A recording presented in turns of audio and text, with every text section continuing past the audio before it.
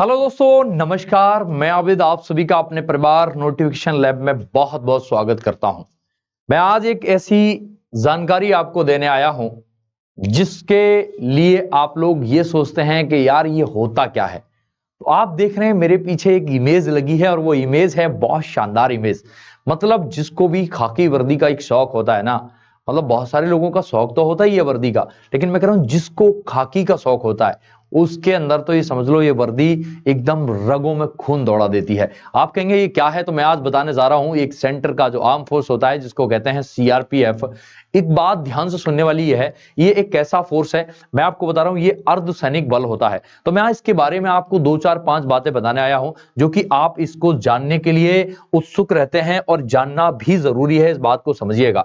तो मैं आपको बताने जा रहा हूं सबसे इंपॉर्टेंट बात क्या है। आप करेंगे गुरुजी सीआरपीएफ, मैं ये बताना चाह रहा हूं बच्चे, एक बात ध्यान से सुनिएगा कि सीआरपीएफ होता क्या है। तो मैं कह रहा हूं सेंट्रल पुलिस फोर्स होता है, इस बात में कोई दिक्कत वाली बात नहीं है। लेकिन इसका काम क्या है सर? क्या नक्सलवाद से ये लड़ने में सक्षम होता है? क्या नक्सलवाद के लिए ही इसकी ड्यूटी होती है? क्या बॉर्डर पे ही इनकी ड्यूटियां लगती हैं? मेरे भाई इस बात को सुनिएगा, जैसे मैंने कहा बॉर्डर सिक्योरिटी फोर्स बीएसएफ होता है, तो वो बॉर्डर पे लगाई जाती है। भारत और पाकिस्तान की सीमा पर रक्षा करने का काम इसके पास होता है, बीएसएफ के पास होता है। ऐसे ही मैंने कहा आईटीबीपी, तो आप कहेंगे ITBP Indian Tibet police force होता है जिसको तिब्बतैन के नाम से जाना जाता है। तो उसका काम भारत और चीन की सीमा के बीच में जो भी सीमा है, अपनी बॉर्डर की सीमा है, उस पर उनकी ड्यूटी होती है। दूसरी बात, आईटीबीपी का काम यह भी होता है, जैसे मैंने आपको हमेशा बताया कि मानसरोवर पे जैसे तीर्थ यात्रा करने लोग जाते हैं तो वहां किसी भी प्रकार की कोई भी दिक्कत आती है तो वहां भी ये लोग अपनी मदद करते हैं, है ना। अब मैं बताने जा रहा हूं केंद्रीय पुलिस फोर्स के बारे में। सीआरपीएफ होता क्या है? सेंट्रल रिजर्व पुलिस फोर्स होता है जिसको भारत की एक प्रमुख केंद्रीय पुलिस बल माना जाता है, जो विशेष रूप से देश के आंतरिक सुरक्षा और कानूनी व्यवस्था बनाए रखने के लिए, क्या कह रहे हैं बेटा, आंतरिक सुरक्षा और कानूनी व्यवस्था बनाए रखने के लिए जिम्मेदार होती है। इसकी स्थापना 27 जुलाई सन 1939 को इसकी स्थापना होती है। आप कहेंगे कौन? देखो ये तो बात आपकी पुलिस फोर्स के लिए ही है। क्राउन रिप्रेजेंटेटिव पुलिस के नाम से स्थापित किया गया था। सबसे पहले इसका जो नाम था वो क्या था? Crown representative police force. समझ रहे हैं मेरी बात को? इसकी स्थापना जब हुई थी तो इसका नाम था ये वाला, और अब इसका नाम जो है क्या है? CRPF, central reserve police force. ठीक है भैया, इस बात के साथ मैंने कहा इसकी स्थापना बाद में 1949 में इसका नाम बदल दिया गया, जो क्या रखा गया था? सीआरपीएफ। देख रहे हैं आप, सेंट्रल रिजर्व पुलिस फोर्स, जिसकी शॉर्ट फॉर्म होती है सीआरपीएफ। ठीक है भाई, इसका नाम रख दिया गया था। कब रखा था? इसकी स्थापना कब हुई थी? तो मैंने आपको बताया है, आपके सामने देखो, आप देख रहे हैं थोड़ा सा ये इधर उधर भाग जा रहा है, पता नहीं क्यों। ठीक है, इधर देखते हैं। देखो, तो मैं इसकी बात कर रहा हूं सेंट्रल रिजर्व फोर्स, जिसका नाम जो है पहले क्या था? आपने कहा क्राउन रिप्रेजेंटेटिव पुलिस था इसका नाम, बाद में इसका नाम बदल के सीआरपीएफ रखा गया। इसको आप सामने देख रहे हैं 1949 में इसका नाम बदला गया था। अब इसके साथ मैं बताने जा रहा हूं कि सीआरपीएफ का उद्देश्य क्या होता है। इनका उद्देश्य होता है आंतरिक सुरक्षा बनाए रखना। कहने का मतलब किसी भी प्रकार से देश में अगर कहीं से कोई भी बाहरी आदमी आ रहा है तो उसमें भीतरी समस्या, जैसे मान लो सीआरपीएफ तो जिम्मेदार होती है अगर वहां पे बॉर्डर पर ड्यूटी लगी है। अगर आंतरिक मामले में भी किसी भी प्रकार की कोई गड़बड़ाहट, जैसे मान लेते हैं चुनाव में ड्यूटी लगी, तो चुनाव में अगर ये लोग आपने देखे होंगे तो वहां बैठे होते हैं ऊपर गन लेके। मतलब इनका डर ही इतना काफी होता है कि लोग कोई भी काम करने से पहले 10 बार सोचते हैं कि यार ये है क्या, है ना।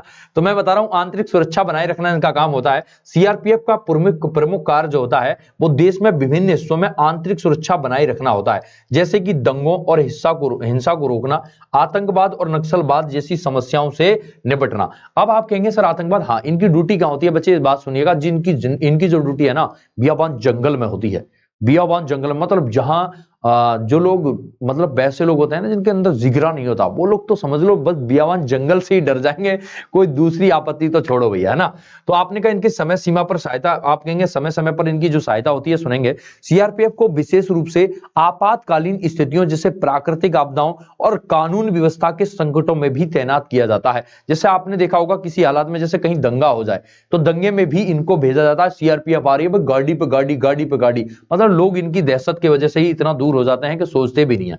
मैंने कहा सीआरपीएफ की संरचना के बारे में बता देते हैं। सीआरपीएफ की संरचना विभिन्न विशेष विभागों एवं इकाइयों में बटी हुई है। जैसे मैंने कहा आपके सामने, स्पेशलाइज्ड यूनिट कहने का मतलब आतंकवाद और नक्सलवाद से निपटने के लिए विशेष रूप से प्रशिक्षित यूनिट्स होती है। कहने का मतलब एक ऐसी ट्रेनिंग इनको दी जाती है जो एक विशेष दल होता है। जैसे कहने का मतलब एक समूह, अलग अलग टोलियां बनाई जाती है और वो टोलियां अपनी पूरी ईमानदारी से, उनके ऊपर एक लीड करने वाले शख्स होते हैं, वो लीड करते हैं और तब जाके दोस्त जो वो आदेश देते हैं वो पालन करते हैं। जो जैसे मान लेते हैं हम एक सिपाही हैं और हमारे ऊपर एक ऑफिसर बैठे हैं, तो वो जो आदेश करेंगे हमको वो करना है और बड़ी ईमानदारी से ये लोग करते हैं, क्योंकि दोस्त देश का जो जज्बा है ना आदमी के अंदर, वो जज्बा ही अपने आप में बड़ी चीज होती है ना। अब देखो, मैंने कहा दोस्त के रूप में प्रशिक्षित यूनिट होती है। जैसे मैंने कहा कोबरा, जिसको क्या कहते हैं अपन, commando battalions for battalion for result action, और एसटीएफ। देखो आपने देखा होगा, कभी कभी आप सुने होंगे एसटीएफ तैनात है। एसटीएफ का मतलब होता है स्पेशल टास्क फोर्स, जिसको कहते हैं। ठीक है भैया, मैंने कहा वुमेन के बारे में बता देते हैं। महिला सैनिकों को भी सीआरपीएफ में एक विशेष इकाई होती है जो महिला सुरक्षा और आपदाओं से निपटने के लिए सहायता करती है। ओके बच्चे, मैंने कहा देखो अब क्विक रिवीजन ये है, आप कहेंगे गुरुजी ये बल बेहद तेजी से प्रतिक्रिया देने वाले यूनिट्स होते हैं जो जल्दी से जल्दी किसी आपातकालीन स्थिति का मुकाबला कर सकते हैं। मतलब कोई भी किसी भी प्रकार की अगर समस्या आती है तो इनको तुरंत तत्काल रूप से भेजा जाता है और वहां ये लोग अपनी जो है, जो इनके जिनका जो उद्देश्य होता है उस उद्देश्य में खड़े उतरते हैं। जैसे मैंने आपको समझाया, कहीं भी किसी भी हालात में देश में लड़ाई हो गई, मान लेते हैं किसी भी, मतलब जैसे आपने देखा हिंदू मुस्लिम राइट हो जाता है, या कहीं भी किसी को लेकर के व्यवस्था मतलब गड़बड़ी हो जाती है, तो इनकी गन देख रहे हो आप, इस तरीके से ही गन समझ में आती होगी आपको।